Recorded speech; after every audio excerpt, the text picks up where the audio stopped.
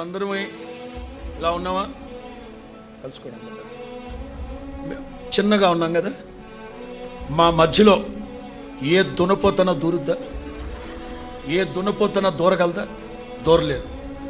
చిన్న మందగా ఉన్నప్పుడు ఏ దున్నపోతూ దూరలేదు. ఓకే, విస్తరణ జరగనట్లా జరగనట్లా. అబ్బా, బూది గంతాలకు విస్తరించింది సేవ. ఇప్పుడు దున్నపోతులు కాదు, ఏకంగా ఏనుగులే దూరిపోతుంది. యేసయ్య గారు ఇట్లాగే చెప్పారు, సేవ విస్తరించడం, అభివృద్ధి చెందడం, ఆశీర్వదించడం దైవ ప్రణాళిక. Expansion is God's Moto.